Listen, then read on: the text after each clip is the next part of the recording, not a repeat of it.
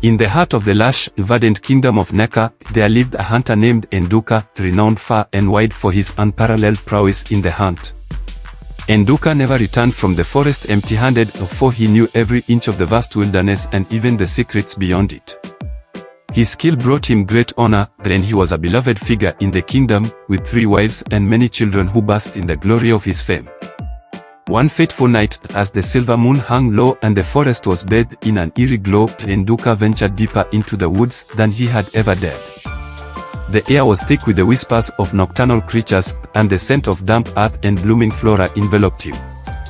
The deeper he went, the more he felt a strange pull, as if an unseen force were guiding him. Suddenly, he stumbled upon a clearing he had never seen before. It was as if the forest had parted its ancient veil to reveal a hidden secret. In the center of the clearing stood a woman of extraordinary beauty, her long hair cascading like a waterfall of midnight, and her blue eyes shimmering like sapphires. She was unclothed, her skin glowing ethereally in the moonlight. Nduka was transfixed, his feet rooted to the ground as if enchanted. "You have seen my nakedness," the woman declared, her voice both melodic and chilling. "For this, you shall die." "No, please," Nduka stammered, breaking free from his stupor. "I have a family. Spare my life." "For years you have hunted in this forest without hindrance," she continued, her eyes boring into his soul. "But tonight, your end has come. Please," Nduka pleaded, desperation seeping into his voice. "I will do anything. Just let me live." The woman tilted her head, considering his plea. "I will spare you on one condition. You must marry me, or you will die. Choose now." Nduka, trembling and fearful for his life, nodded vigorously. "I will marry you." Instantly, the woman fashioned 2 layers of leaves, placing one around Nduka's neck and the other around her own. "Now I am your wife," she pronounced. "You shall tell no one the truth of how we met. If you do, you will die. To everyone, you must say you married me from a distant kingdom. My name is Adana, then you must keep my secret." With these words, she transformed, her beauty remaining but now cloaked in rich, mysterious garments. Nduka, still dazed, led her back to his village. When they arrived, the villagers were awestruck. They marveled at Adana's beauty, but whispers of suspicion quickly spread. Where did Nduka find this woman, they wondered. Who are her kin? Adana's presence soon began to disrupt the tranquility of the village. Strange things occurred, crops withered, livestock fell ill, and an air of unease settled over the land. Nduka's household, once harmonious, was now a place of chaos. His wives quarreled, and his children grew fearful. The animals in the village started behaving oddly, dogs howled at the moon, chickens refused to lay eggs, and the goats became restless. The villagers, once proud of their mighty hunter, now eyed him with mistrust. Their suspicions were fueled by the peculiar behavior of Adana, who seldom spoke and often wandered the village with an air of otherworldly detachment. They noted how her mere touch seemed to bring misfortune, and her piercing blue eyes filled them with dread. Children whispered stories of seeing Adana talking to shadows, and the elders spoke of her wandering into the forest at night, only to return before dawn with a knowing smile. The men of the village found their tools mysteriously misplaced, and women felt a chill when she passed by. It was as if an invisible cloud of doom followed her. The king, hearing the distress of his people, summoned Nduka to his palace. The grand hall, usually a place of vibrant life, was now filled with an oppressive silence as Nduka approached the throne. Nduka, Nduka, Nduka, the king intoned, his voice heavy with accusation.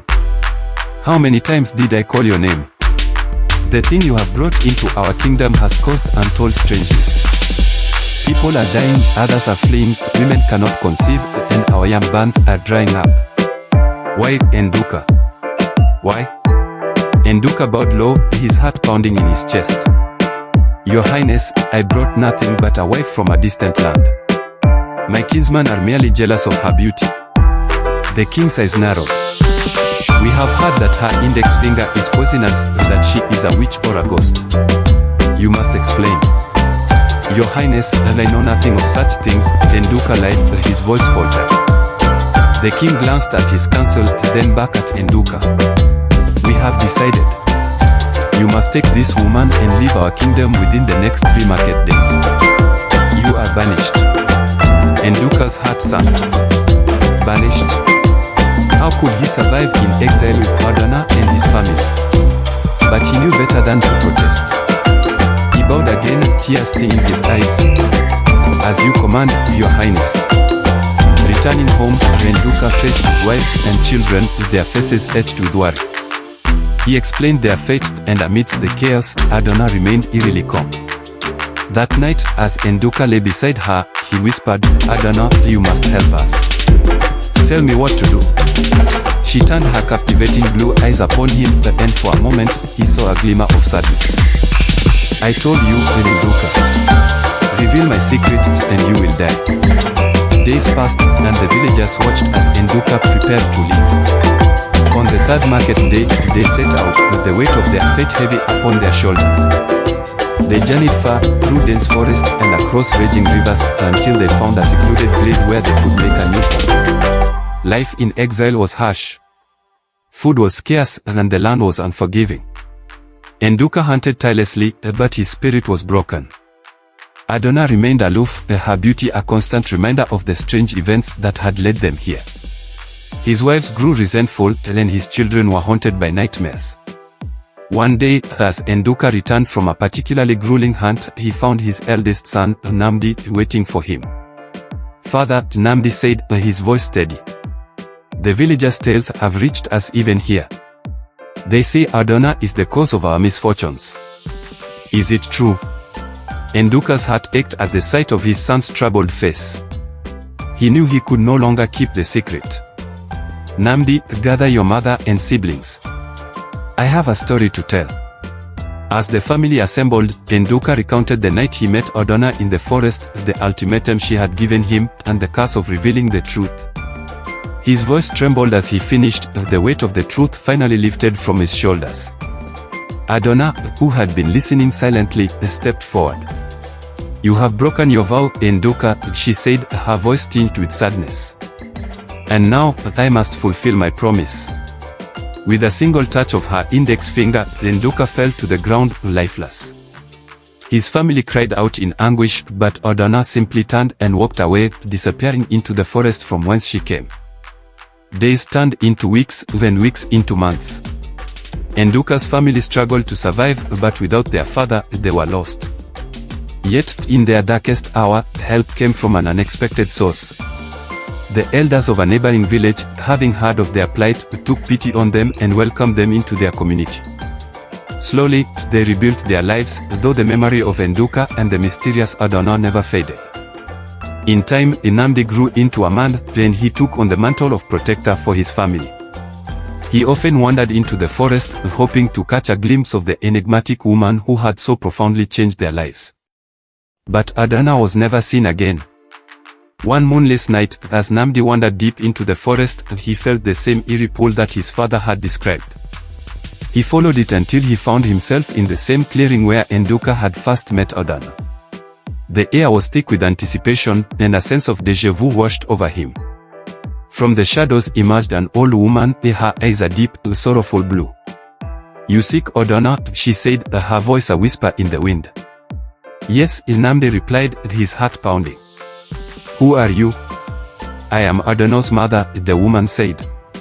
She was not of this world, but a spirit of the forest, bound by a curse to walk among humans until a mortal saw her true form. Nnamdi listened, his mind racing. "Is there a way to lift the curse?" The old woman nodded. "There is a way, but it comes at a great cost. You must gather the sacred herbs from the deepest part of the forest, where the light never reaches. Then you must brew a potion and drink it under the full moon. Only then will Adana's spirit be freed, and your father's soul find peace." Determined to end the suffering that had plagued his family, Nnamdi embarked on the perilous quest. The journey was fraught with dangers, the wild beasts, treacherous terrain, and the ever-present threat of the forest's own enchantments. But with unwavering resolve, he pressed on. Days turned into weeks as Nnamdi ventured deeper into the heart of the forest. He faced numerous trials, a pit filled with venomous snakes he narrowly avoided, a raging river he had to cross on a makeshift raft, and eerie whispers in the night that tried to lure him off his path. Each challenge tested his strength, wit, and courage, but he pressed on, driven by the memory of his father and the hope of freeing Adana's spirit. Finally, Nnamdi reached the deepest part of the forest, a place where the canopy was so thick that not a single ray of light penetrated through. The air was cold and damp, and an unnatural silence enveloped the area. Here, he found the sacred herbs, glowing faintly with an otherworldly light. Carefully, he gathered them, his hands trembling with both fear and anticipation. With the herbs secured, Nnamdi retraced his steps, the journey back no less arduous than the way in. Exhausted but resolute, he returned to his village just as the full moon began to rise. The villagers, seeing the determination in his eyes, offered their assistance, and together they prepared the potion as instructed by Adana's mother. As the moon reached its zenith, Nnamdi stood in the clearing where his father had met Adana. He drank the potion, its bitter taste filling him with a sense of dread. For a moment, nothing happened. Then, the air around him began to shimmer, and a soft, mournful melody filled the clearing. Out of the shadows stepped Adana, her form translucent and ethereal. "Nnamdi," she said, her voice a gentle echo. "You have done what no other could. You have freed me." Tears filled Nnamdi's eyes. "I did it for my father and for you. Will he find peace now?" Adana nodded, her blue eyes filled with gratitude. "Yes, your father's soul will be at rest. And I, too, am free from the curse that bound me to this world. Thank you." As she spoke, her form began to dissolve into the light of the moon, her essence merging with the forest. The ground beneath Nnamdi's feet glowed briefly, and he felt a warmth spread through him, the final gift from Adana, a blessing for his courage and kindness. With Adana's spirit freed, the forest and village began to heal. Crops flourished once more, livestock thrived, and the villagers' sense of dread lifted. Nduka's family, though mourning his loss, found solace in the knowledge that he was at peace. Nnamdi, now a hero in his own right, was celebrated for his bravery and wisdom. Years passed, and the tale of Nduka and Adana became a legend, her story told around fires to remind the people of Nneka of the power of courage, love, and sacrifice. Nnamdi, now an elder himself, would often sit with the village children, recounting the story of his father and the mysterious woman of the forest. He would tell them of the night he freed her spirit, ensuring that her legacy and the lessons it carried would never be forgotten. One evening, as Nnamdi watched the sun set over the horizon, he felt a familiar, gentle presence beside him. Though he could not see her, he knew Adana was there, watching over the village she once haunted. With a smile, he whispered into the twilight, "Thank you, Adana." And in the rustling of the leaves and the whisper of the wind, he heard her reply, "Thank you, Nnamdi. Thank you." Thanks for watching. Please don't forget to like, share, and subscribe.